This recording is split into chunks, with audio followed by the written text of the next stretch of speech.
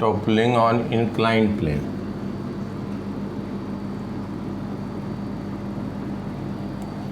जैसे अगर मान लो कि जो हम हॉरिजॉन्टल सरफेस पे बात किए थे, अगर कोई एक बॉक्स है थीटा एंगल पे है, इसका हम कहें ये हाइट लेंथ है a, कहीं कहीं 2h 2a भी लिखा जाता है, कोई बात नहीं है, h मान लेते हैं। तो इसका सेंटर ऑफ मास इस पॉइंट पे एक्ट करेगा और इनके बीच कोफिशिएंट ऑफ फ्रिक्शन है म्यू। अब क्या होगा, एक बात देखो कि अगर इसको हम इंक्रीज करते जाएं, angle of inclination of incline plane अगर इंक्रीज करते जाएं, angle of inclination of incline plane increase करते जाएं, तो एक चांस है कि ये स्लाइड करने लग जाएगा, ये स्लाइड करने लग जाएगा। दूसरा क्या चांस है कि जब इसको इंक्रीज कर रहे हैं तो ये स्लाइड ना करे और ये टॉपलिंग स्टार्ट हो जाए, टॉपल कर जाए। समझ पा रहे हो, क्योंकि ये कोई ऑब्जेक्ट है, इसका शेप एंड साइज है। तीसरा केस क्या हो सकता है कि जैसे ही एक थीटा पर्टिकुलर होगा तो ये जो है टॉपल भी करे, और टॉपल करेगा तो इस पॉइंट के अबाउट करेगा, टॉपल भी करे और स्लाइड भी एक साथ कर जाए। तो हमें ये बताना है कि अगर इसका ऑब्जेक्ट का मास दिया है, इसका मास का m है, इसका डायमेंशन दिया है, इंक्लाइन प्लेन और ये ब्लॉक के बीच का कोफिशिएंट ऑफ फ्रिक्शन म्यू दिया है, तो इसका मतलब म्यू स्टैटिक काइनेटिक दोनों सेम होगा। एंगल ऑफ इंक्लिनेशन इसका थीटा दिया है, एंगल ऑफ इंक्लिनेशन इसका थीटा दिया है।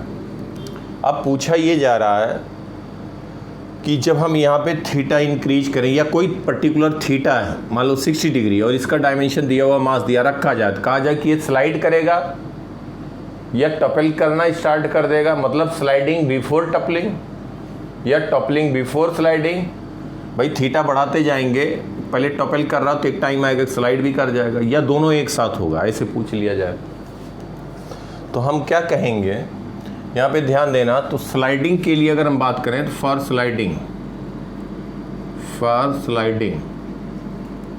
एक बात ध्यान देना कि अगर स्लाइड करने की बात करें तो ये जो होगा, जो भी ऑब्जेक्ट है इसका ये एंगल थीटा कह दें, angle of inclination theta, angle of inclination हम कह दें थीटा।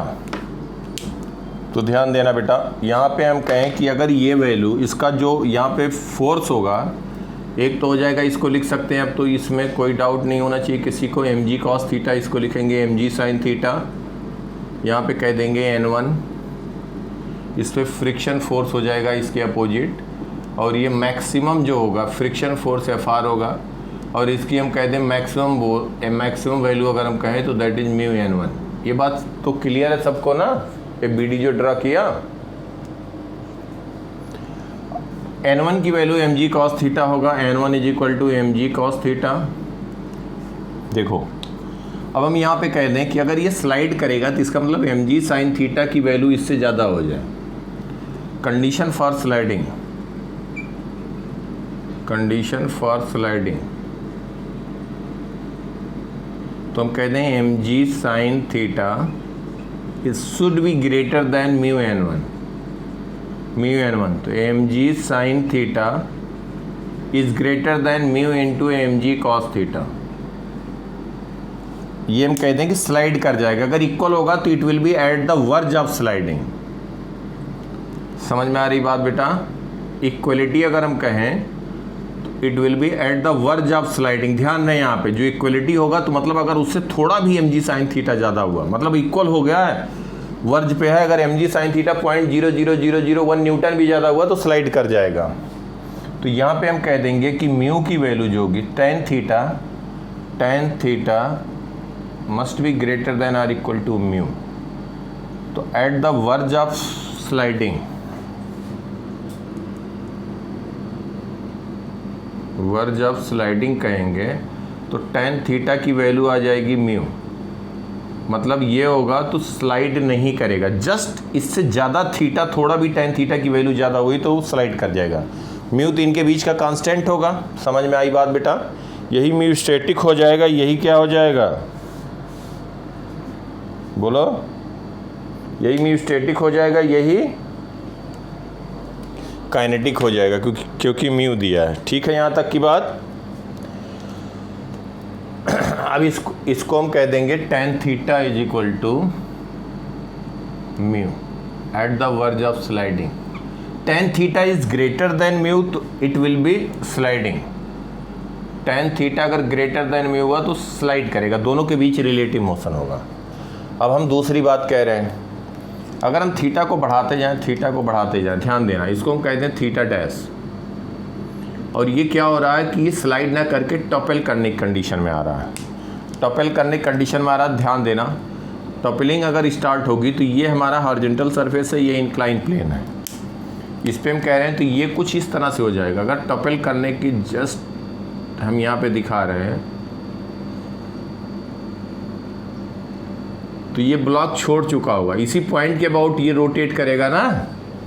ये फिगर समझ में आ रही बात बेटा?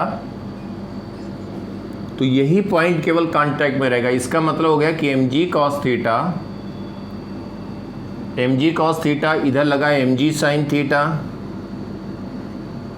और इस पे फ्रिक्शन फोर्स इस डायरेक्शन में होगा F, और इस पे हम कह दें N1। ठीक है, बोलो।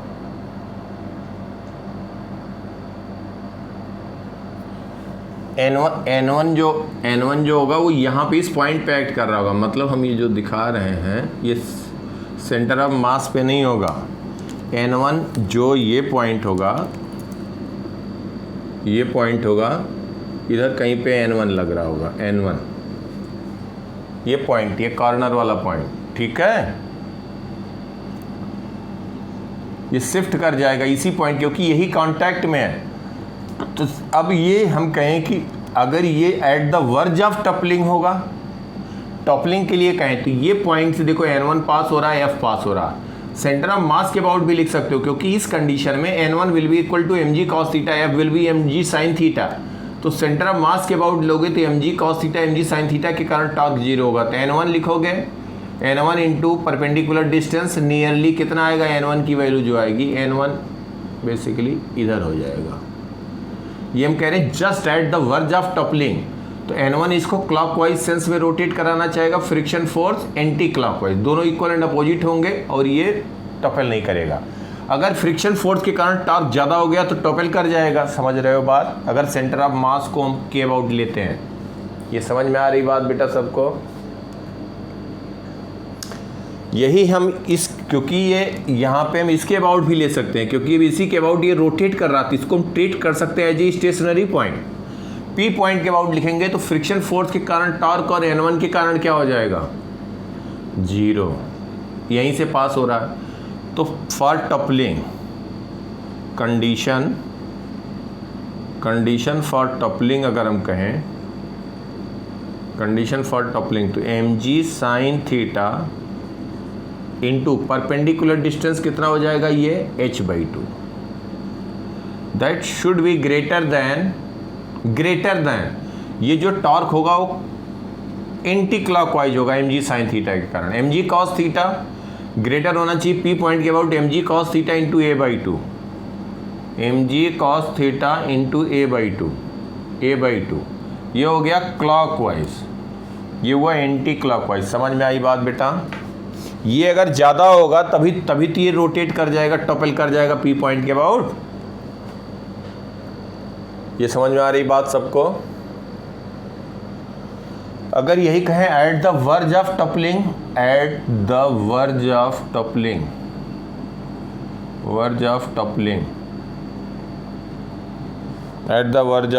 क्या कहोगे, mg sin theta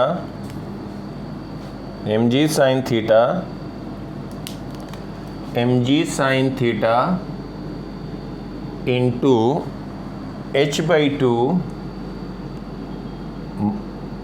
should be equal to, तो ग्रेटर साइन लगा देंगे। कंडीशन फॉर टपलिंग, ये ब्लैक से दिखा रहे हैं, जब ये इक्वल होगा तो वर्ज ऑफ टपलिंग होगा, मतलब ये टॉर्क इसके बराबर है, जस्ट वो टपल करने की कंडीशन पे आ चुका है। समझ में आ रही बात बेटा? तो इक्वलिटी अगर होल्ड होगा तो ये हो जाएगा mg cos theta into a/2, तो mg कैंसिल हुआ, tan थीटा कह दोगे, tan theta is equal to a/h, tan theta dash, यहाँ पे हमने थीटा डैश लिखा है। समझ में आ रही बात बेटा सबको? tan थीटा डैश, तो tan थीटा डैश हमने लिख दिया a/h at the verge of toppling, tan theta dash is a/h। Screenshot लो इसका जल्दी से, लिया?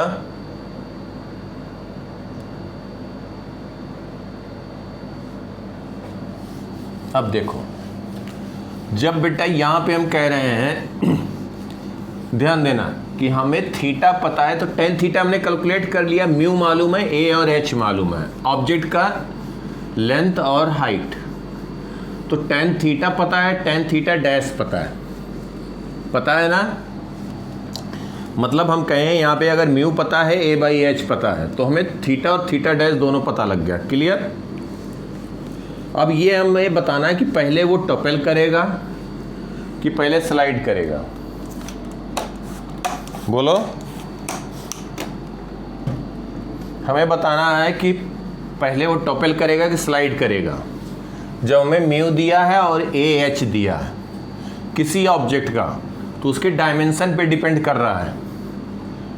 म्यू दिया है और a/h दिया है, हमें बताना है कि ब्लॉक अगर उस सरफेस पे रखा जाए, इंक्लाइन सरफेस पे रखा जाए, will it start toppling first, या पहले स्लाइड करेगा और फिर हम कहें थीटा हम बढ़ाते जाएं, थीटा हम इंक्रीज करते जाएं, तो हम क्या कहेंगे? अब एक बात देखो, यहाँ पे हम कहेंगे कि अगर मान लो कोई इंक्लाइन प्लेन है और थीटा हम इंक्रीज करते जा रहे हैं और ये ऑब्जेक्ट रखा है h, तो ये बात देखो कि अगर हम कहें tan थीटा की वैल्यू 0.2 आई और tan थीटा डैश 0.3 आया, तो tan थीटा डैश ज़्यादा है ना बेटा, तो हम कहेंगे कि अगर ये tan थीटा की वैल्यू कम होगा, if tan theta is lesser than tan theta dash, या इसी को लिखने का तरीका mu is lesser than a/h, then पहले क्या होगा? अगर हम थीटा को इंक्रीज कर रहे हैं तो पहले ये अचीव हो गया, तो कहेंगे स्लाइडिंग फर्स्ट, यहाँ पे हम कहेंगे स्लाइडिंग बिफोर टॉपलिंग। ये सबके समझ में आई अच्छे से? अगर हम कह दें यहाँ पे tan थीटा की value, if tan theta is greater then tan theta dash, मतलब हो गया mu is greater then a/h, तो इसका मतलब tan थीटा डैश कम है, थीटा डैश की वैल्यू कम है, तो जब इंक्रीज करते जाएं तो पहले थीटा डैश अटेन हो जाएगा ना, तो हम कहेंगे टॉपलिंग इन रिजल्ट, टॉपलिंग बिफोर स्लाइडिंग। और अगर बेटा हम ये कह दें बिफोर स्लाइडिंग, अगर हम कह दें तीसरा इक्वल हो जाए, if tan theta is equal to tan theta dash, in result हम कहें mu is equal to a/h, तो toppling and sliding both occur simultaneously, toppling and sliding both occur simultaneously,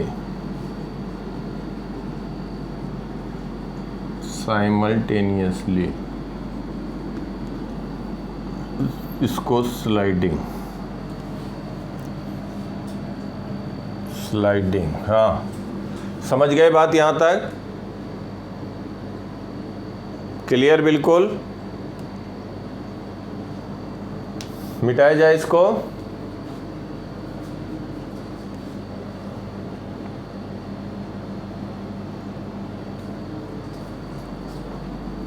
किसी को डाउट कुछ बेटा? ये सब पे क्वेश्चन है, कर लेना। अब देखो, अभी तक हमने रोलिंग मोशन की बात की, हॉरिजॉन्टल सरफेस पे एक्सटर्नल फोर्स लगाया और एंगुलर मोमेंटम से, फोर्स टॉर्क इक्वेशन से सब कैलकुलेट किया। अब रोलिंग मोशन की बात करेंगे on incline plane, rolling motion on inclined plane.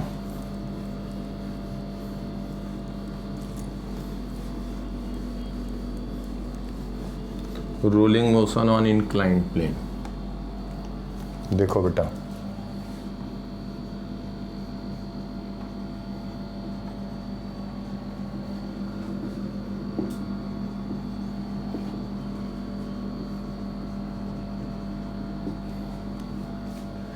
rolling motion on inclined plane.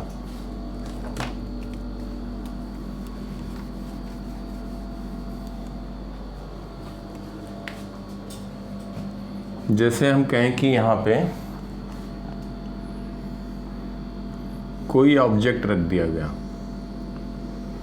अब ये ऑब्जेक्ट हम इसका हम इन जनरल लिख रहे हैं, moment of inertia about centre of mass ICM is I0, इसका मास m रेडियस r। ये बेटा स्फीयर हो सकता है, सफिशिएंटली रफ है, रफ सरफेस है और it rolls on incline plane. ये रोलिंग मोशन कर रहा है इंक्लाइन प्लेन पे। तो जो भी ऑब्जेक्ट होगा, हम इन जनरल लिख रहे हैं, ध्यान देना। तो अगर कोई ऑब्जेक्ट रख दिया जाए रिंग, तो हम कहेंगे I0 की वैल्यू mr², disc mr²/2, solid cylinder mr²/2, sphere 2/5 mr², spherical shell 2/3 mr²। तो जो भी ऑब्जेक्ट होगा उसका केवल और केवल क्या चेंज होगा? Moment of inertia. अब रोलिंग मोशन हो रहा, तो इसको अगर हम यहाँ से रिलीज कर रहे हैं तो इसका हमें बताना है कि फ्रिक्शन फोर्स कितना एक्ट कर रहा होगा, इसके सेंटर का एक्सेलरेशन क्या, सेंटर ऑफ मास का एक्सेलरेशन ACM कितना होगा। ऑब्वियसली अल्फा एंगुलर एक्सेलरेशन भी बता सकते हैं। और ये भी हम कहें कि अगर ये रोल कर रहा है तो इनके बीच का कोफिशिएंट ऑफ फ्रिक्शन म्यू कितना होना चाहिए। जो फ्रिक्शन फोर्स होगा वो हम उसकी मैक्सिमम वैल्यू रख देंगे। समझ रहे हैं बेटा? तो एक बात बताओ कि जब इसको प्लेस करेंगे तो ये जो ऑब्जेक्ट है इस पे जो पॉइंट C हमने लिया और एक पॉइंट P है, तो P तो स्टेशनरी है, C पॉइंट की वेलोसिटी किधर होगी जैसे रिलीज किया जाए? डाउनवर्ड होगा। तो फ्रिक्शन फोर्स बताओ, भाव बेटा बोलो, फ्रिक्शन फोर्स इस ऑब्जेक्ट पे किधर लगेगा? अप इंक्लाइन की डाउन इंक्लाइन? दिव्यम, अप इंक्लाइन लगेगा। हर्षित,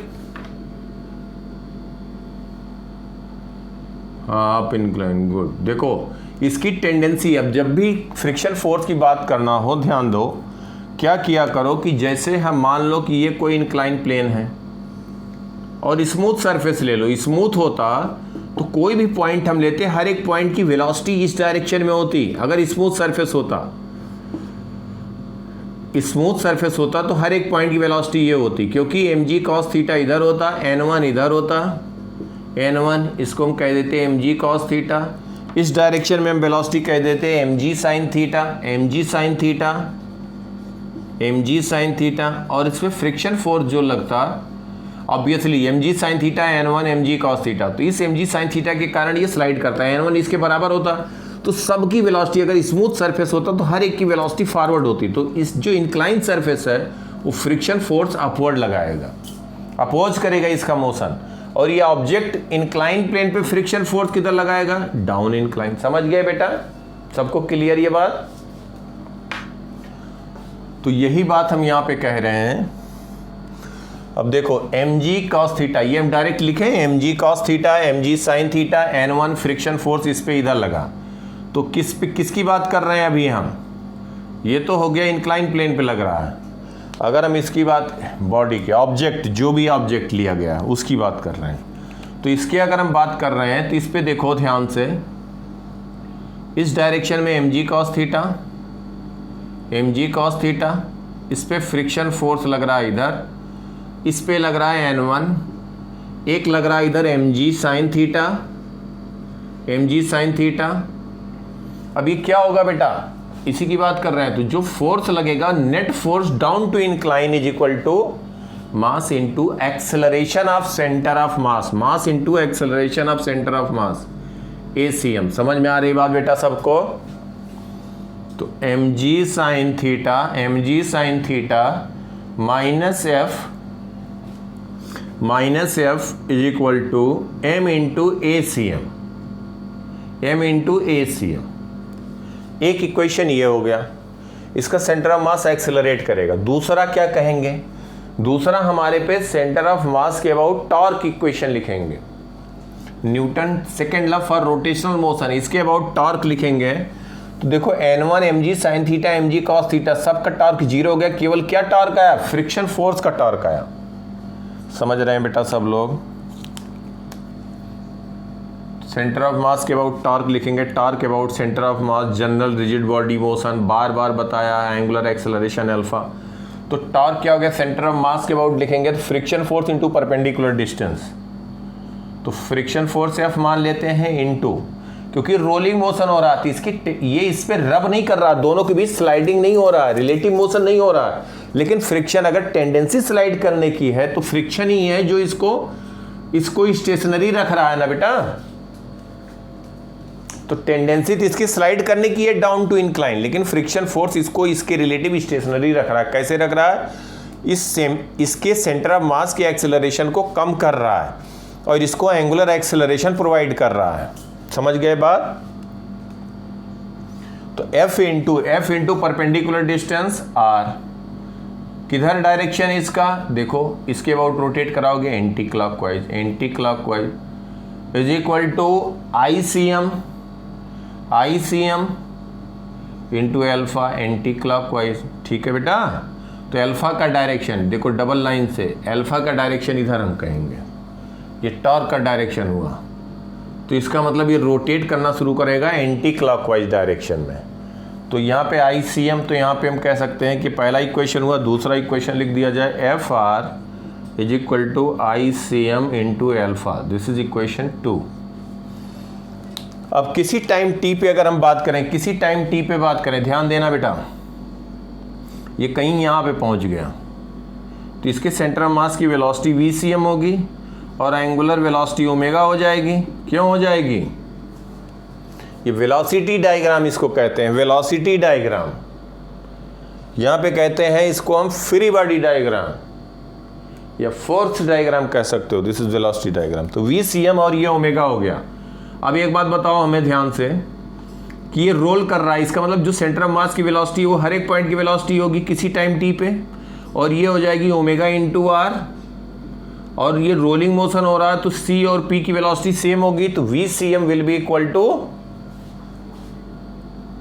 ओमेगा R। तो VCM is equal to omega R for rolling motion, for rolling motion, for rolling motion, for rolling motion. इसको डिफ्रेंशिएट कर दे with respect to t, differentiating with respect to t।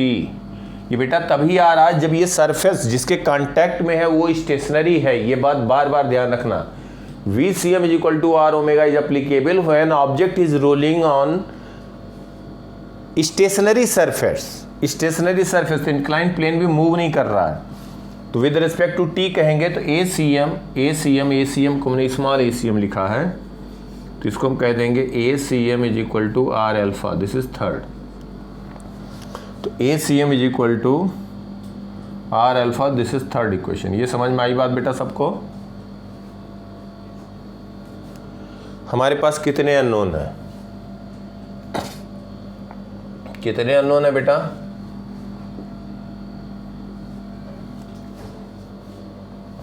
बोलो। F unknown है, friction force, ACM unknown है, alpha unknown है। Equation कितने हमारे पास हैं? 3। तो हमें तीन अननोन है, तीनों की वैल्यू आ जाएगी। देखो अभी हम सॉल्व करना भी बता रहे हैं। स्क्रीनशॉट लो बेटा, लिया? देखो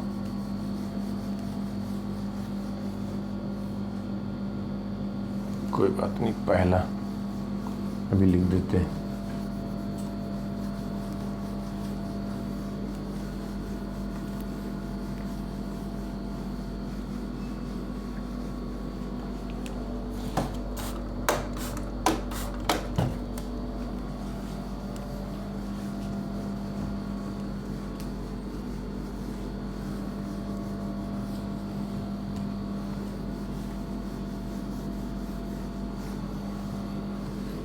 पहला इक्वेशन था mg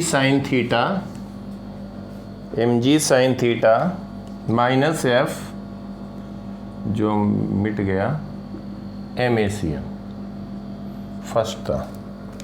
तो मान लो हम फ्रिक्शन फोर्स लिखना चाह रहे हैं, तो फर्स्ट सेकंड से सॉल्व करने के लिए ACM की वैल्यू यहाँ पुट कर दो, अल्फ़ा की वैल्यू इसमें। तो ACM लिख देंगे तो mg sine theta from first second and third. ध्यान दो बेटा, ACM की वैल्यू रख देंगे mg sine theta minus f upon m is equal to r into alpha लिख देंगे सेकंड से, f into r upon ICM। तो यहाँ से देखो mg sine theta ICM minus f ICM is equal to mr square f। तो f वाला term एक साइड ले जाए बेटा, mr square plus ICM is equal to mg sine theta into ICM। तो यहाँ से फ्रिक्शन फोर्स आ गया, f की वैल्यू आ गई mg sine theta, ICM numerator में है तो हम यहाँ पे बेटा mr square plus ICM numerator में था तो डिवाइडेड बाई ICM लिख सकते हैं। ये समझ पा रहे हो? ये ICM बेटा इधर था तो हम डिनोमिनेटर में ले गए, तो इसी को f को लिख सकते हो, f लिख सकते हो mg sine theta upon 1 plus mr square upon ICM incline plane पे। फ्रिक्शन फोर्स आ गया। अगर हम कहें ring rolls on a rough incline plane, angle of inclination of incline plane is theta, find friction force acting on that. Harshit बोलो बेटा, Harshit for ring क्या होगा? For ring friction force FR क्या कहोगे? F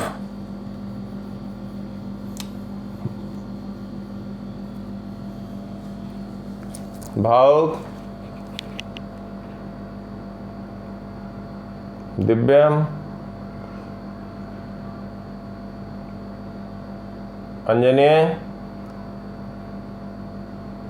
अंजलि बोलो बेटा।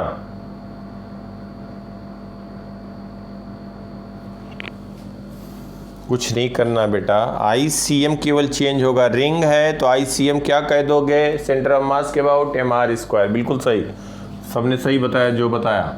तो ये mg sine theta upon 1 plus mr square upon mr square. Ring का मोमेंट ऑफ इनर्शिया क्या होगा? सेंटर ऑफ मास के अबाउट mr स्क्वायर। तो कितना आ गया? mg sine theta by 2। इसीलिए तो बेटा कर रहे थे, इसीलिए तो हमने जनरल टर्म में लिखा।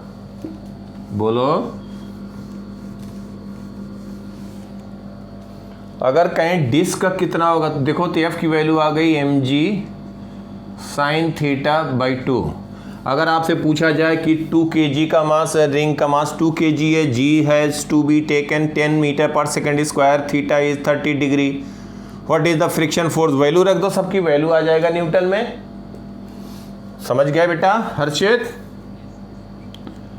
अगर कहें फॉर डिस्क, डिस्क के लिए हर्षित जल्दी से बताओ।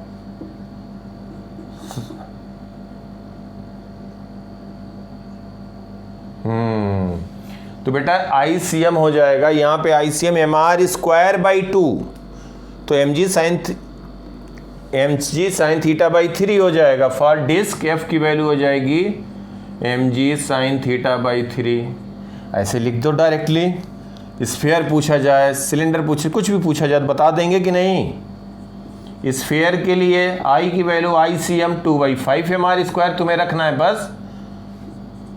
स्फेरिकल सेल अगर कहें तो ICM तुम्हें रखना है 2/3 mr स्क्वायर, और कुछ नहीं बेटा, सब फटाफट आ जाएगा कि नहीं?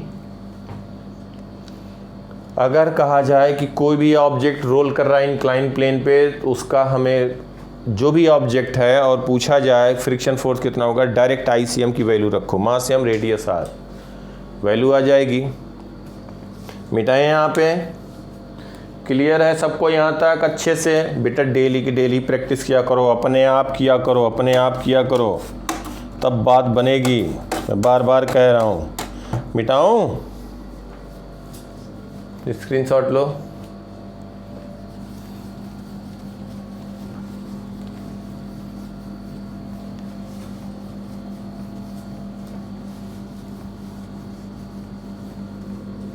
किसी को भी कहीं डाउट रहा करे। भाव समझ में आ रही बात बेटा? अंजलि, अंजलि, हर्षित, कुछ भी डाउट रहा करे पूछ लिया करो बेटा, हेजिटेशन नहीं होना चाहिए। अब ये हमने फ्रिक्शन फोर्स लिखा, क्या लिखा? Friction force. तो किसी का भी बता सकते हैं। ACM लिखना है, तो ACM जब फ्रिक्शन फोर्स आ गया, दूसरा इक्वेशन देखो, since FR is equal to ICM into alpha, ये लिखा था बेटा, या डायरेक्ट ही लिख दें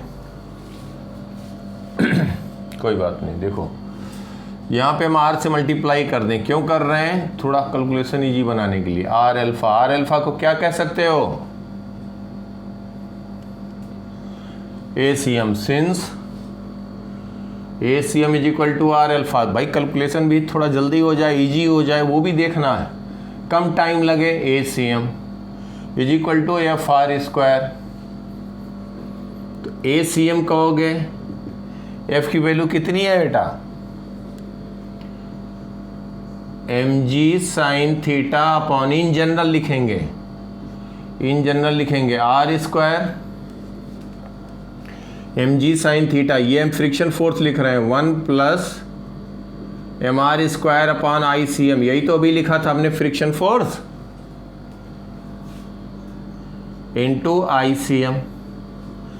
अब बेटा mr स्क्वायर देखो, यहाँ पे इसी को और सिंप्लीफाई कर दें हम, ACM is equal can be written है G साइन थीटा, और ये हो गया m इंटू R स्क्वायर, हुआ कि नहीं? mr स्क्वायर ICM से मल्टीप्लाई कर दें तो ये हो गया mr स्क्वायर प्लस ICM। ये समझ में आया बेटा? तो ACM क्या कह दोगे? ACM कह दोगे G sine theta, mr square से डिवाइड कर सकते हैं।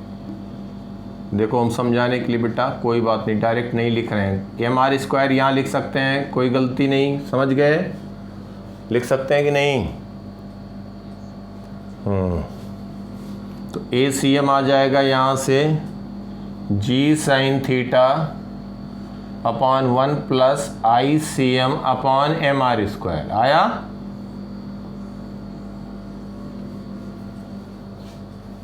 ये कहाँ से आ गया? यही आ जाएगा ना बेटा। अब अगर हम कहें कि ध्यान देना, हम कहें कि अगर एक रिंग है उसका ACM कितना होगा? फॉर रिंग ACM जो होगा वो कितना हो जाएगा? रिंग का mr स्क्वायर है, बिल्कुल सही, G sine theta by 2। Disc का कहें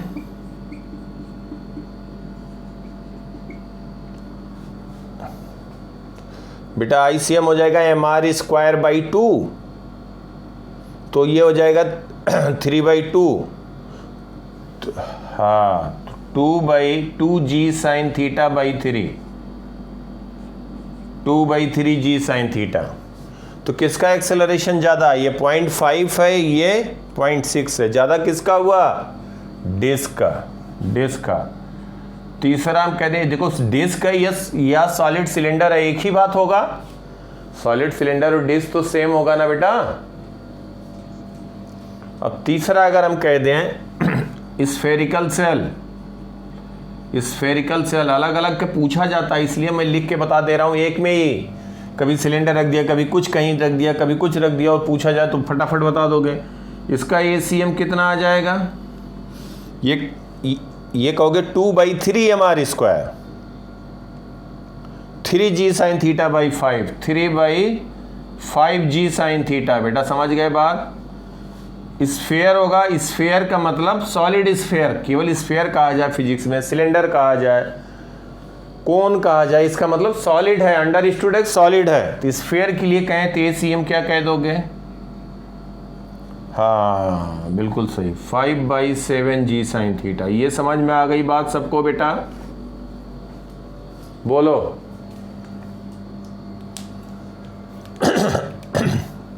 अब ये समझ में आ गया तो देखो कैसे क्वेश्चन ऐसे भी बन सकता है, ध्यान देना।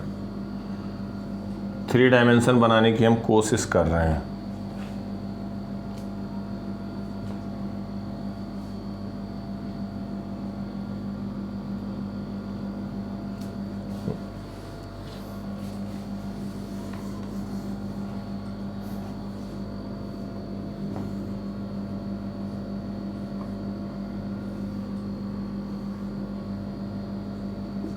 ये बेटा लग रहा है इंक्लाइन प्लेन 3 डायमेंशन में।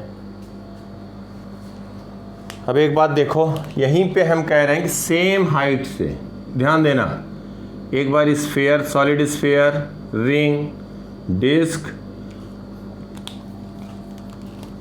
इसको स्फेयर कह दें, ऐसे कह रहे हैं कि ये स्फेयर है, सॉलिड स्फेयर, और एक हम कह रहे हैं कि यहाँ पे हॉलो स्फेयर, और ये रिंग, ये डिस्क,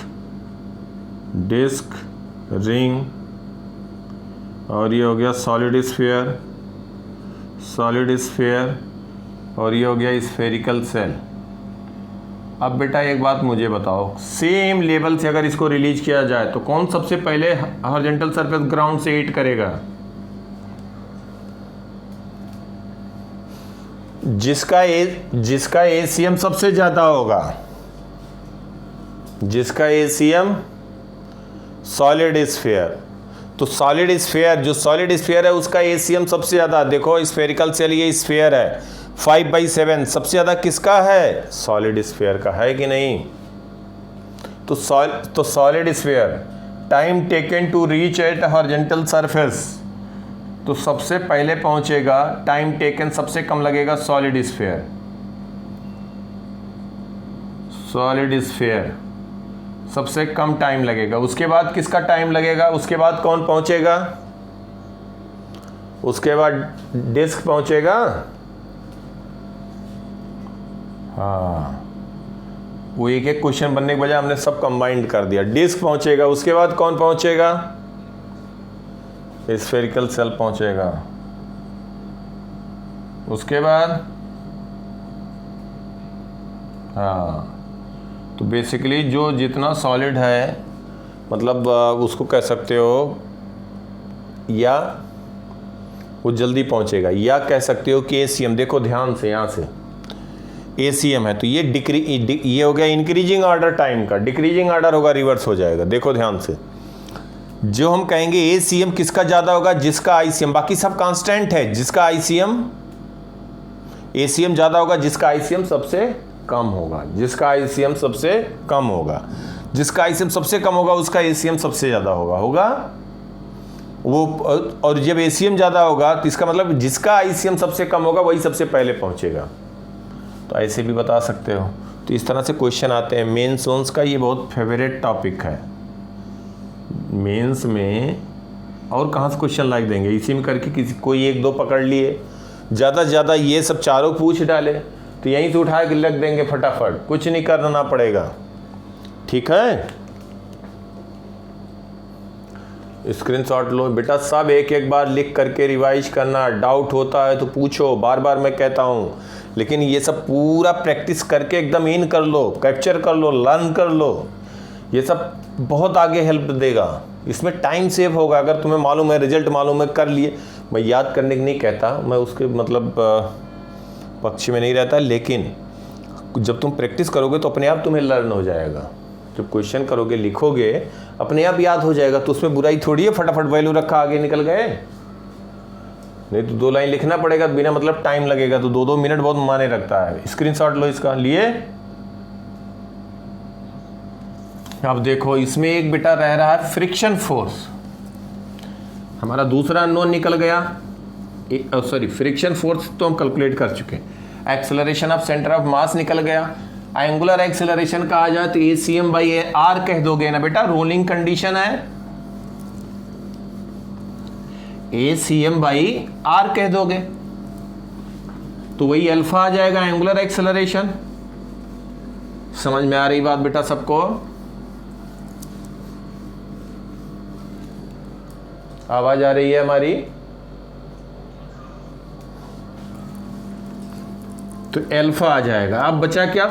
मान लो कि इसका हम कहें, ध्यान देना अब ये कहा जाए भाई हमारे पास रिंग है, इंक्लाइन प्लेन है, हमारे पास कोई एक ऑब्जेक्ट है जिसका मास m रेडियस r है और ये इंक्लाइन प्लेन है, थीटा फिक्स है, m फिक्स है, r फिक्स है। इसका मतलब ऑब्जेक्ट अगर फिक्स हो गया तो ICM भी मालूम हो गया। वो चेंज हम क्या कर सकते हैं? मान लो यहाँ पे फ्रिक्शन, यहाँ पे फ्रिक्शन बढ़ा सकते हैं, कम कर सकते हैं। अब कहा जा रहा है कि मिनिमम म्यू कितना हो कि जब इसको हम छोड़ें, रिंग के लिए कुछ और आएगा, डिस्क के लिए कुछ और आएगा, तो ये रोल करता हुआ जाए। अगर म्यू कम रहेगा तो फॉरवर्ड स्लिपिंग हो जाएगी ना बेटा। म्यू अगर कम होगा तो इस पे फ्रिक्शन फोर्स म्यू N1 लगेगा, मैक्सिमम लिमिटिंग, तो काइनेटिक फ्रिक्शन फोर्स आ जाएगा म्यू N1 म्यू के N1, और mg sin थीटा इधर लग रहा है तो क्या होगा? ये स्लाइड करेगा, इसके अबाउट टॉर्क भी लगेगा। समझ पा रहे हैं बेटा? तो क्या होगा? ये रोटेट करता हुआ फिर फॉरवर्ड स्लिपिंग का केस हो जाएगा। तो यहाँ पे म्यू मिनिमम कहा जाए। तो चूंकि हमने यहाँ पे देखा है, ध्यान देना सब लोग, ध्यान दो, f की वैल्यू हम लोगों ने लिखा है f is equal to mg sin theta upon 1 plus mr square upon ICM, ये लिखा है। ये फ्रिक्शन फोर्स मैक्सिमम कितना हो सकता है? mg cos थीटा इधर आया बेटा, N1 इधर हुआ, mg sin थीटा इधर हुआ, तो फ्रिक्शन फोर्स जो मैक्सिमम होगा Fs मैक्सिमम, वो क्या हो जाएगा? Mu into N1। यही तो होगा। ये f की वैल्यू रिलेटिव मोशन ना हो, लेकिन ये f की मैक्सिमम वैल्यू हो सकती है mu S N1। Since mu S, यहाँ पे हम कह रहे हैं mu S N1, since mu is equal to mu S is equal to mu K, तो सबसे में अलग अलग दिया रहेगा तो म्यू एस लेते हैं हम। एक्चुअल में यहाँ स्टैटिक ही तो लेंगे बेटा, क्योंकि rolling, for rolling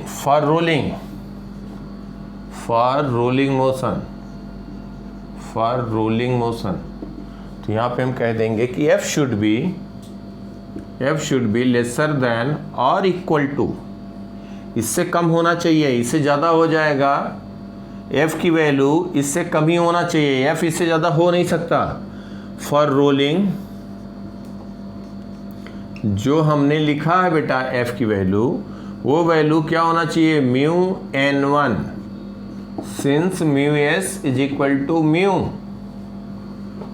is equal to mu K. तो यहाँ पे हम कह देंगे f की जो वैल्यू है वो हम लिख देंगे f mg sin theta upon 1 plus mr square upon ICM should be lesser than और equal to mu N1। N1 कितना हो जाएगा? mg cos theta. समझ में आ रही बात बेटा?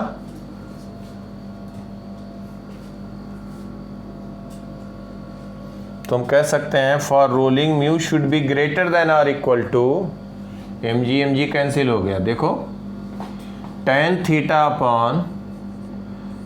Theta upon 1 plus mr square upon ICM। ये बेटा समझ में आया सबको? म्यू की वैल्यू इससे ज़्यादा होनी चाहिए। अब ये किसके लिए? रिंग के लिए कहें तो tan थीटा अपॉन 2। समझ रहे हैं बेटा बात हमारी? अगर थीटा 45 डिग्री है इंक्लाइन प्लेन का, और कहा जाए 45 डिग्री पे मिनिमम म्यू कितना होना चाहिए कि एक रिंग को प्लेस करे तो रोलिंग मोशन करे। क्वेश्चन समझो ध्यान। इफ थीटा इज 45 डिग्री और कहा जाए कि ये ring is placed on rough incline plane, what should be mu minimum so that it will start rolling motion. तो tan 45 अपॉन मिनिमम के लिए म्यू मिनिमम कह दें, ध्यान देना, यहाँ से हम कह दें म्यू मिनिमम। मिनिमम के लिए क्या होगा, इक्वलिटी होल्ड हो जाएगी, tan theta upon 1 plus mr² upon ICM। ये बेटा समझ में आया सबको? तो यहाँ tan 45 1 हो गया, 1 प्लस mr² अपॉन mr² 1/2 0.5 होना चाहिए, 0.5 से कम होगा तो फॉरवर्ड स्लिपिंग हो जाएगा। ऐसे किसी के लिए बता सकते हो, समझ गए बात? नोट करो, नोट करो, कहीं कुछ डाउट है एक बार देखो, कहीं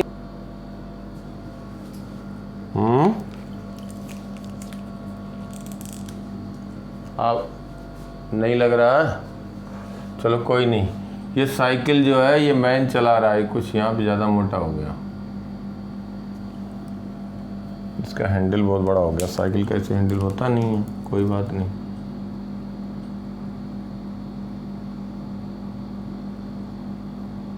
ठीक है यार,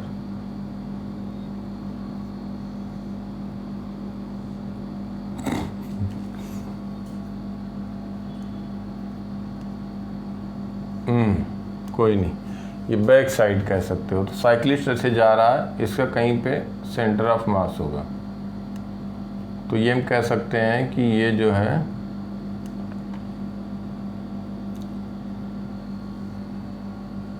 ऐसे सर्कुलर पाथ में टर्न ले रहा है, ये रेडियस है r। तो साइकिलिस्ट का जो सेंटर ऑफ मास ये CM हम कह रहे हैं। एक बात देखो, एक टर्न ले रहा है एक सर्कुलर पाथ पे, तो इस पे हम कहेंगे कि इसका एक तो वेट mg एक्ट कर रहा होगा downward back side, mg downward होगा, एक n1 अपवर्ड होगा। ध्यान देना हमारी बात को, n1 अपवर्ड होगा। अगर इसकी स्पीड v है तो एक एक्सेलरेशन होगा टुवर्ड द सेंटर, होगा या नहीं होगा? रेडियल एक्सेलरेशन v²/r होगा। अब v²/r इसको फोर्स कौन प्रोवाइड कर रहा है? वर्टिकल डायरेक्शन में तो n1 = mg हो गया, n1 = mg हो गया। फ्रिक्शन प्रोवाइड कर रहा है, बिल्कुल सही बात है, क्योंकि इसके साइकिलिस्ट के पहिए और हॉरिजॉन्टल सरफेस के बीच में ये हम सेंटर मास कह रहे हैं कि सर्कुलर पाथ पे जा रहा, तो इस पर फ्रिक्शन लग रहा होगा, और फ्रिक्शन जो लग रहा होगा वही प्रोवाइड कर रहा होगा सेंट्रीपिटल फोर्स। तो फ्रिक्शन कह सकते हैं mv²/r, ये सेकंड हो गया। ये बेटा समझ में आ रही बात सबको? ये हो गया v²/r। अब एक बात देखो, जब मैन की बात कर रहे हैं, ध्यान देना, मैन की बात कर रहे हैं, अब ये हम ऐसे बना रहे हैं, इसका सेंटर ऑफ मास की वेलोसिटी v है, सर्कुलर पाथ पे टर्न ले रहा है, mg यहीं से पास हो रहा है, mg यहीं से पास हो रहा है, और नॉर्मल रिएक्शन n1 ऊपर लग रहा है, फ्रिक्शन फोर्स यहाँ पे लग रहा है, और इसका जो एक्सेलरेशन है सेंटर ऑफ मास का वो हो गया v²/r। तो मास से मल्टीप्लाई करेंगे तो friction force will provide centripetal force. अब एक बात देखो कि n1 की वैल्यू mg के बराबर है। अगर हम सेंटर ऑफ मास के अबाउट बात करें, अब ये इक्विलिब्रियम में अगर है तो जैसे अगर टर्न करा तो स्ट्रेट में टर्न नहीं कर पाते सर्कुलर पाथ में, स्ट्रेट में हम सीधे जा सकते हैं, लेकिन अगर हम सर्कुलर पाथ पे टर्न करते हैं तो देखो स्लाइटली टिल्ट हो जाते हैं। ऐसा होता है या नहीं? वो इसलिए हो जाते हैं कि सेंटर ऑफ मास के अबाउट देखो, टॉर्क भी अगर ये मान लो कि मतलब ये मूव कर रहा, तो टॉर्क अबाउट एनी पॉइंट अगर हम देखें यहाँ पे तो शुड बी बैलेंस्ड। बोलो, एंगुलर एक्सेलरेशन अगर नहीं हो रहा है साइकिलिस्ट का तो नेट टॉर्क तो जीरो होना चाहिए ना, क्योंकि फोर्स एक तो n1 mg को बैलेंस कर रहा है, ये फोर्स इसको बैलेंस कर रहा है, और इसका एंगुलर एक्सेलरेशन नहीं हो रहा है, रोटेट तो कर नहीं रहा है साइकिलिस्ट, कि कर रहा है? नहीं कर रहा है। अब सेंटर ऑफ मास के अबाउट अगर हम टॉर्क लिखें, किसी पॉइंट के अबाउट टॉर्क लिख सकते हो, सेंटर ऑफ मास के अबाउट अगर लिखे तो mg और n1 जीरो हो गया, यहीं से पास हो रहा। तो फ्रिक्शन फोर्स क्या करेगा बताओ सोमेल? फ्रिक्शन फोर्स क्या करेगा? एक टॉर्क प्रोवाइड करेगा। किसके अबाउट टॉर्क प्रोवाइड करेगा? सेंटर ऑफ मास के अबाउट। किस डायरेक्शन में करेगा? बोलो। क्लॉकवाइज करेगा। और क्लॉकवाइज करेगा तो उसके कारण ये एंगुलर एक्सेलरेशन होगा और ये गिर जाएगा। यही तो होगा। F R into perpendicular distance, ये मान लेते हैं सेंटर ऑफ मास से और जो ग्राउंड पे टच है वो डिस्टेंस एल है। तो ये एक टॉर्क प्रोवाइड करेगा। टॉर्क भी जीरो होना चाहिए। ये टॉर्क प्रोवाइड करेगा फ्रिक्शन फोर्स, और ये जो है सेंटर ऑफ मास के about, that is equal to moment of inertia of cyclist about centre of mass into angular acceleration that must be. तो यहाँ पे जब एंगुलर एक्सेलरेशन होगा तो ये पलट जाएगा क्लॉकवाइज सेंस में। अगर इस पे एंगुलर एक्सेलरेशन होगा तो गिर नहीं जाएगा, लेकिन ऐसा होता नहीं है। इसीलिए नहीं होता है क्योंकि ये मैन टिल्ट हो जाएगा। देखो ध्यान से, अब जब टिल्ट हो जाएगा, यही साइक्लिस्ट की बात कर रहे हैं, ध्यान देना बेटा, समझना जरूरी है। इक्वेशन लिखना तो ये तो लिखते रहेंगे यार, फिर वो तो चीज़ें आसान हो जाएंगी। देखो ये जो मैन है,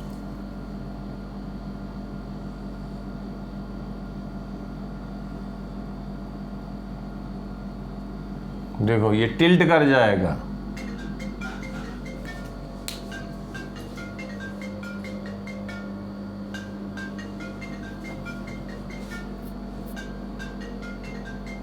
एक मिनट बेटा,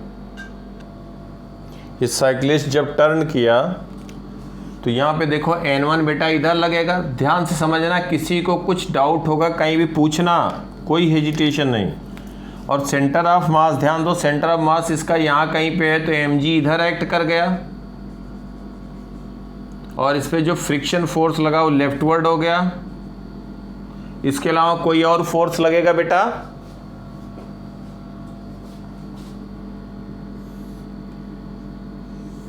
देखो इसकी स्पीड v है तो ये टिल्ट कर जाएगा और radial acceleration toward the centre होगा। ये होगा v स्क्वायर बाई आर, ठीक है।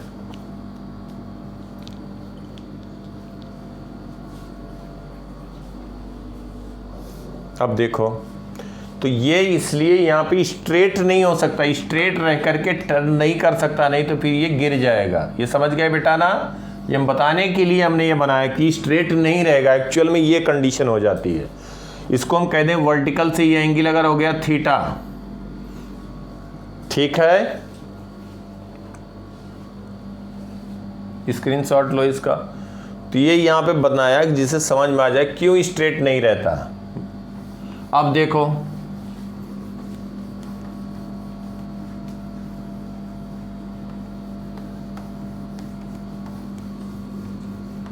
इसको कहेंगे बेटा कि यहाँ पे इसी को हम ऐसे लिख दे रहे हैं। यही मैन को दिखाने का तरीका ऐसे हम दिखा दे रहे हैं जिससे क्लियर पिक्चर में दिख जाए। बाकी तो वहाँ बना दिया है। सेंटर ऑफ मास यह है, ये एंगल हम कह रहे हैं थीटा, इस पे फ्रिक्शन लग रहा है leftward,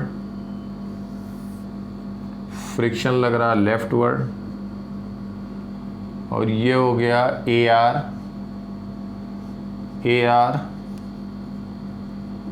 v square by R, यही इसका मास m है, वर्टिकल एंगल थीटा, और ये लेंथ हमने कितना लिया बेटा? l। ये लेंथ हमने लिया है l, ठीक है, ये l लिया है। तो हम क्या कह देंगे? Net force, friction force F R is equal to M V square by R, पहला। दूसरा हम कह देंगे इसका जो यहाँ पे N1 है, N1 इस डायरेक्शन में एक्ट कर रहा है, फ्रिक्शन फोर्स इधर एक्ट कर रहा है, mg इसका इधर एक्ट कर रहा है। तो torque about centre of mass, देखो torque about centre of mass N1 किस डायरेक्शन में प्रोड्यूस करेगा? N1 की anti clockwise, N1 anti clockwise. Fr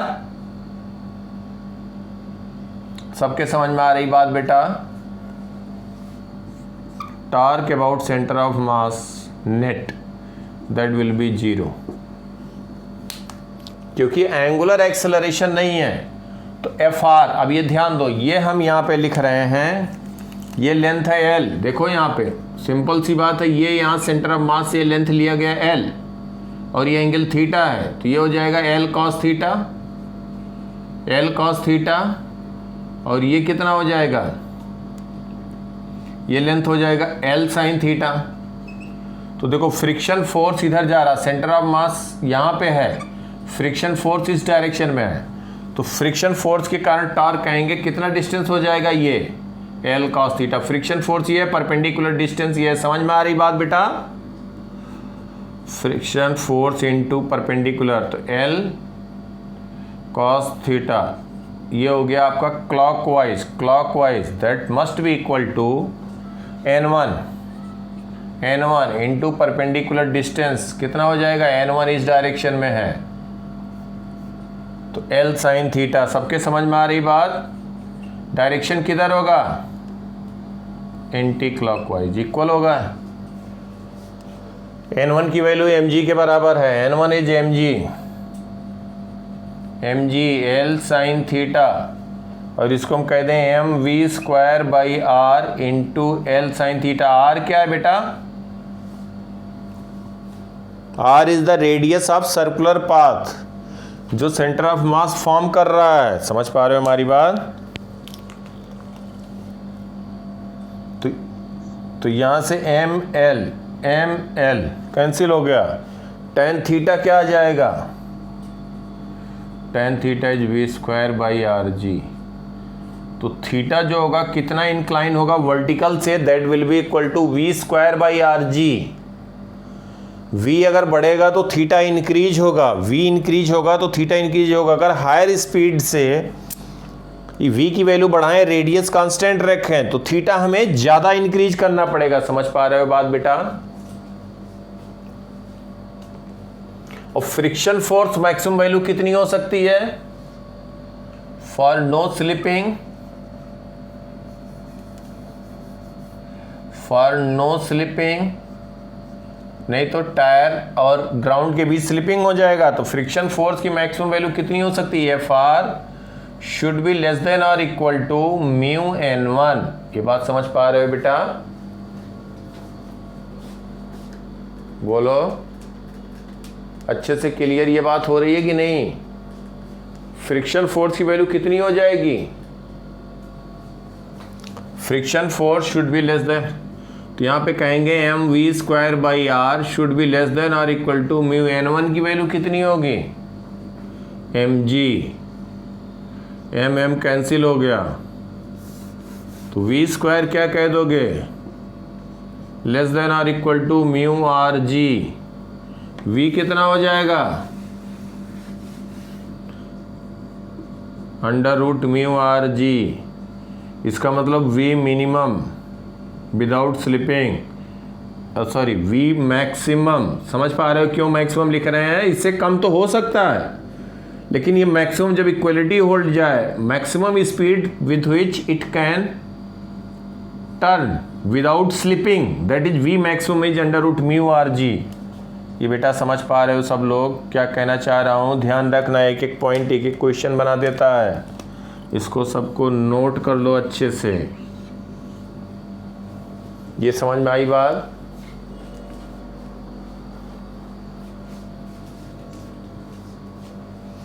तो मैक्सिमम स्पीड म्यू पे डिपेंड करेगा, क्योंकि नहीं तो स्लिप कर जाएगा। अगर स्लिप नहीं, ये मैक्सिमम स्पीड आया तो मैक्सिमम स्पीड पे हम बता सकते हैं मैक्सिमम स्पीड, अगर उससे ज़्यादा इंक्रीज कर देंगे तो स्लिपिंग हो जाएगी टायर और ग्राउंड के बीच में। वो मैक्सिमम स्पीड रख सकते हो यहाँ पे, तो थीटा टेन थीटा की वैल्यू क्या आ जाएगी, म्यू आर जी अपॉन आर जी। तो म्यू आ जाएगा, टेन थीटा की वैल्यू किसके बराबर आ जाएगी, म्यू के। समझ में आई बात बेटा? तो इस तरह से बहुत से क्वेश्चन बनाए जा सकते हैं, बहुत से, कुछ भी पूछा जाइए। लेकिन अगर तुम्हें कॉन्सेप्ट क्लियर है, एक एक चीज़ क्लियर है, क्यों हो रहा है, कैसे हो रहा है, तो कुछ भी क्वेश्चन 50 क्वेश्चन पूछे जाए इस पे बेस सारे करते जाओगे फटाफट। तो हमारा मोटिव वही रहता है कि तुम्हें एक एक चीज़ पता हो। यही टिल्ट करने के लिए पहले हमने सीधा लेके बताया। क्यों? अभी डायरेक्टली लिख लेते तो कहते टिल्ट क्यों हो गया। सीधा रहेगा तो पॉसिबल ही नहीं है को टर्न कर जाए, खाली स्ट्रेट जा सकता है, क्योंकि टॉर्क जो फ्रिक्शन होगा रोटेट करा गिरा देगा उसको।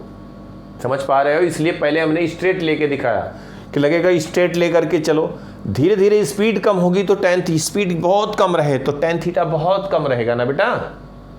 आर ज़्यादा है, रेडियस हम कहें 2 किलोमीटर है, और ये v की वैल्यू 2 मीटर पर सेकंड या 5 मीटर पर सेकंड अगर लेके चलोगे 2 मीटर पर सेकंड, तो थीटा की वैल्यू नेग्लेक्टेड कर सकते हो, टेंडिंग टुवर्ड्स जीरो। स्ट्रेट लेके जाओ, पार्क के राउंड पूरा पार्क अगर है 2 किलोमीटर के रेडियस का या 1 किलोमीटर रेडियस का, तो स्ट्रेट लेके नियरली जाओ। समझ में आ रहा है? लेकिन थ्योरेटिकल तो कुछ वैल्यूज की निकालेगा ना, 2 डिग्री 3 डिग्री तुम्हें स्ट्रेट ही दिखेगा। बात समझ पा रहे हो बेटा? लेकिन अगर वहीं पास में चल रहे हो तुम, वहीं तुरंत तुम्हें लेना है टर्न, तो फिर तुम्हें वहाँ पे टिल्ट होना होगा। समझ गए? पूरा क्लियर यहाँ तक? इसको स्क्रीनशॉट लो इसका।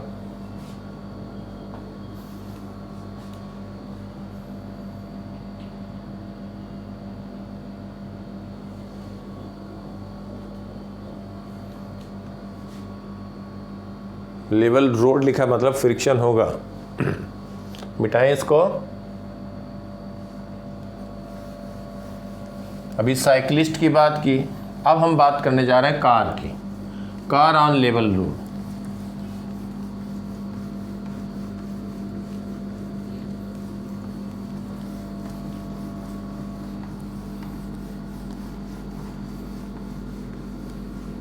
अब कार में देखो, इसके पहले बात होती थी जब हम सर्कुलर मोशन हॉरिजॉन्टल प्लेन की बात करते थे डायनेमिक्स ऑफ पार्टिकल में, तो वहाँ पे पार्टिकल लेते थे, ऑब्जेक्ट का शेप एंड साइज नहीं लिया जाता था। याद आया? पार्टिकल का शेप एंड साइज नहीं लेते थे। पार्टिकल को क्या कंसीडर करते थे? मतलब एक ऑब्जेक्ट को पार्टिकल कंसीडर करते थे, यही तो होता था। यहां पे ऐसा नहीं होगा। देखो यहां पे हम कंसीडर करने जा रहे हैं उसका शेप एंड साइज।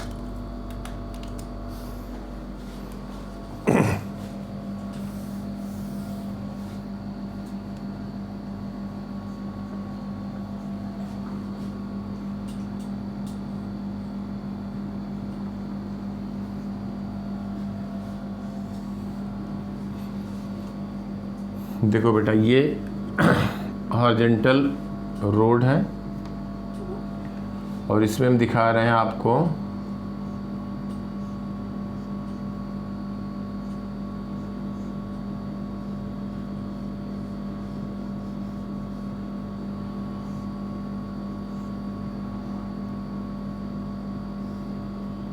ठीक है, बैक साइड है कार का। ये इसके टायर दिखाए गए, 2 पहिए। इसका कहीं सेंटर ऑफ मास यहाँ पे है और सेंटर ऑफ मास, और ये जो है सर्कुलर ट्रैक में इसका सेंटर ऑफ मास रोटेट कर रहा है। इसकी स्पीड v है।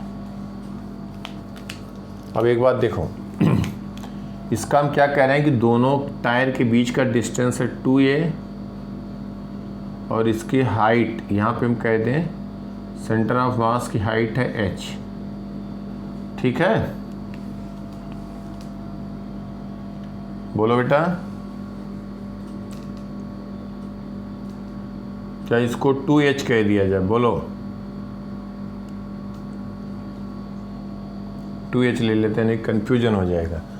a लें तो उसको भी h लें। ठीक है, अब एक बात देखो कि जब ये टर्न ले रहा है तो फ्रिक्शन फोर्स किधर होगा? इसकी स्पीड v है तो एक तो एक्सेलरेशन सेंटर ऑफ मास को होगा, किधर होगा? टुवर्ड द सेंटर, और वो रेडियल एक्सेलरेशन होगा, वो होगा v²/r। ये तो सबको समझ में आ गया। ये कौन प्रोवाइड कर रहा होगा? कौन प्रोवाइड करेगा? फ्रिक्शन प्रोवाइड करेगा।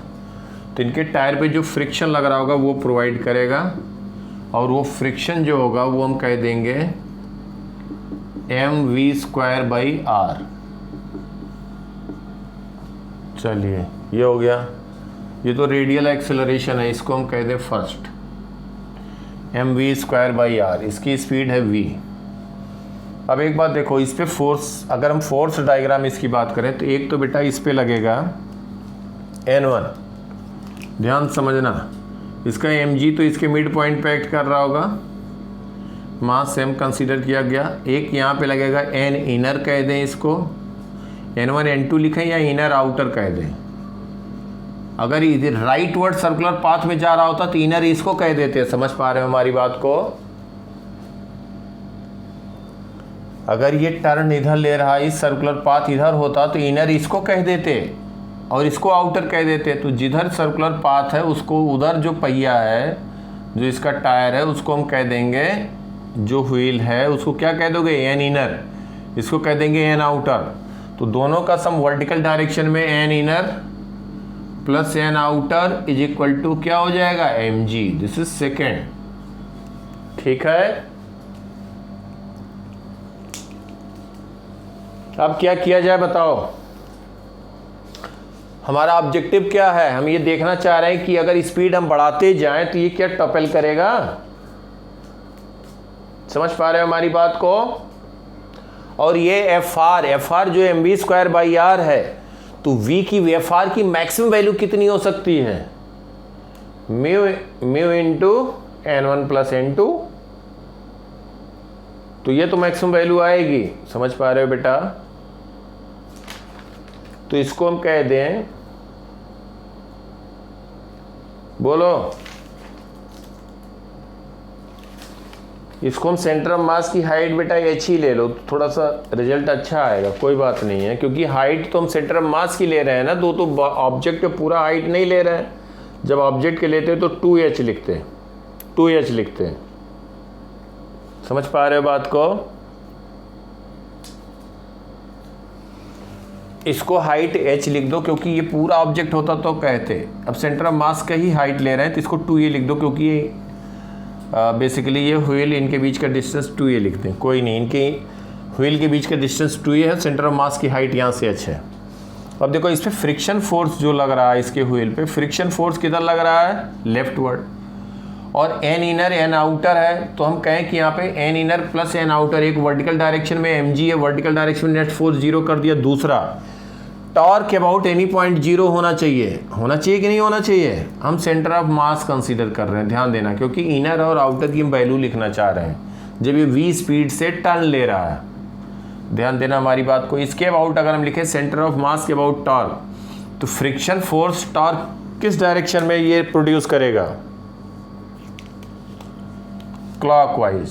देखो ध्यान से, फ्रिक्शन फोर्स ये परपेंडिकुलर डिस्टेंस h हो गया, friction force clockwise. N inner into perpendicular distance clockwise, N outer anti clockwise, outer anti clockwise. तो torque about centre of mass, torque about centre of mass is equal to 0। Torque is a vector quantity. अब देखो यहाँ पे हम लिख रहे हैं friction force F R into H, ये हो गया clockwise, plus N inner into A, perpendicular distance A आ रहा। समझ में आ रही बात बेटा? क्लॉकवाइज एन इनर, देखो ये सेंटर ऑफ मास है, यहाँ से एन इनर है, तो परपेंडिकुलर डिस्टेंस ए आया ना बेटा। टॉर्क इसके अबाउट लिखोगे तो क्लॉकवाइज। अब इस दैट इज इक्वल टू, ये देखो N outer centre of mass के एन आउटर इधर है, तो N outer perpendicular distance A है, तो एंटी क्लॉकवाइज, तो बैलेंस करेगा, तो एन आउटर इंटू ए और ये होगा एंटी क्लॉकवाइज। तो this is third.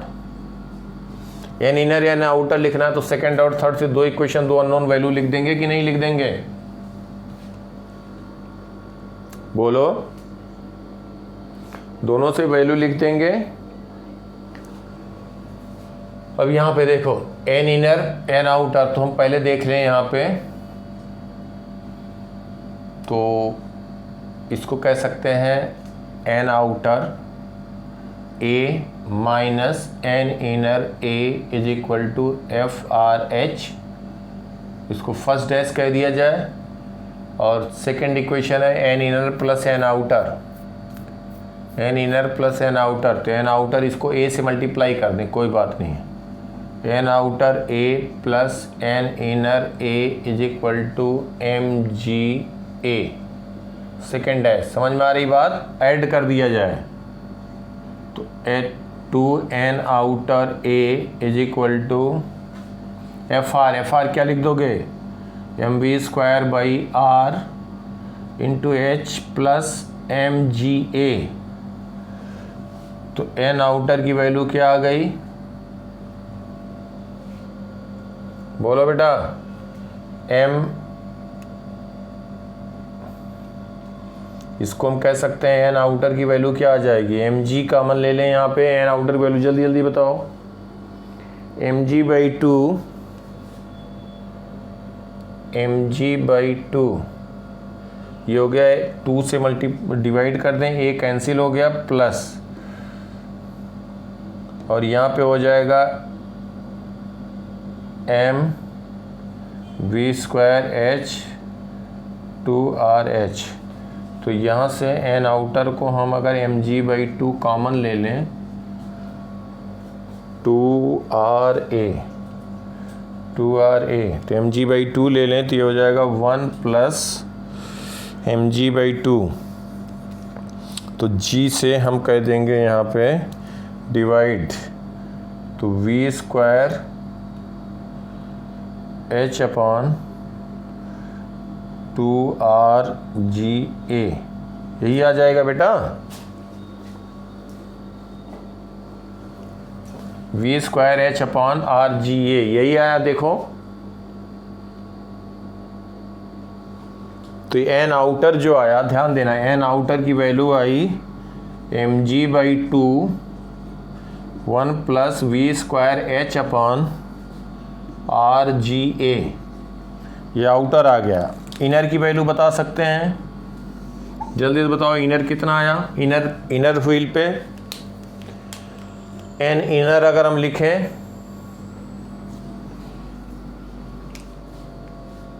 N inner अगर लिखेंगे तो क्या आ जाएगा,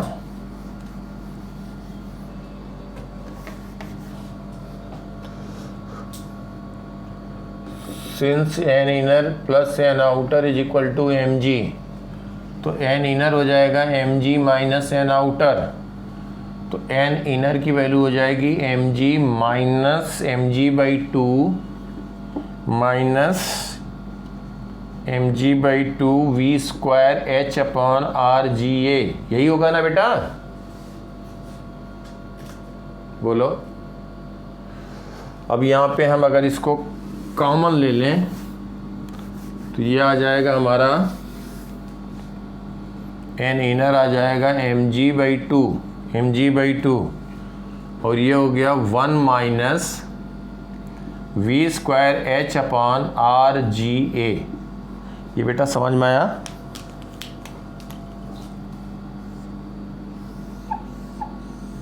बोलो।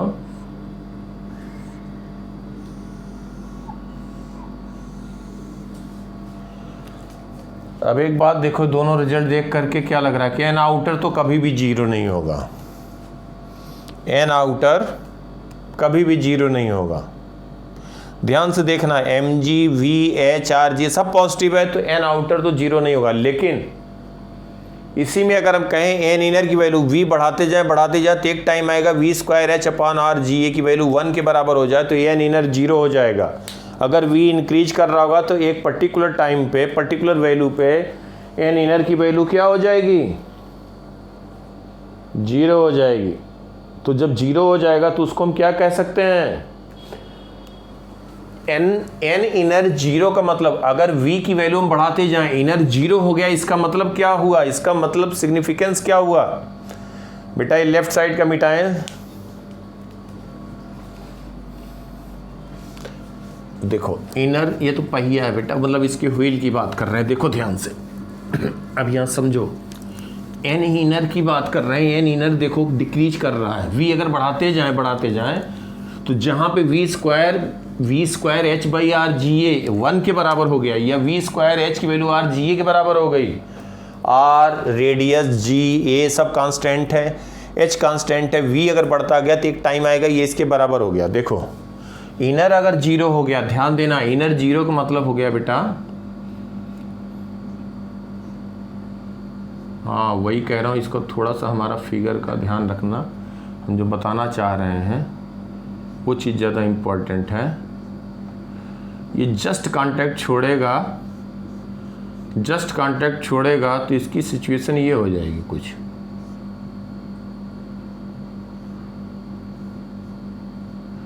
ये कुछ समझ में आ रही बात? तो ये जब कांटेक्ट छोड़ेगा तो ये फिर टपल करने की कंडीशन पे आ जाएगा। यहाँ ये कांटेक्ट छोड़ चुका है तो एन इनर 0 हो जाएगा, जबकि ये टर्न किधर ले रहा था, लेफ्टवर्ड। तो इसके अबाउट ये टपलिंग कर जाएगा, टपल कर जाएगा, मतलब ऐसे गिर जाएगा। समझ में आ रही बात? तो जब हम ये फीलिंग तुम्हारे से अगर पूछा जाए, कार को ले जा रहे हैं हाई स्पीड से, टर्न लेफ्ट साइड ले रहे हैं, ऐसा लग रहा होगा कि हम लेफ्ट साइड टपल करेंगे, ऐसा नहीं है, उसके अपोजिट टपल करेंगे। समझ में आ रही बात? तो फॉर टपलिंग एन इनिशियल, ये एन इनर कितना होना चाहिए? 0। ये निगेटिव हो नहीं सकता, 0 होगा। इसका मतलब उस केस में एन इनर 0 हुआ तो एट द वर्ज ऑफ टपलिंग है। समझ में आ रही बात बेटा? तो इसका मतलब वी मैक्सिमम हम कह देंगे कि स्पीड फॉर नॉट टपलिंग।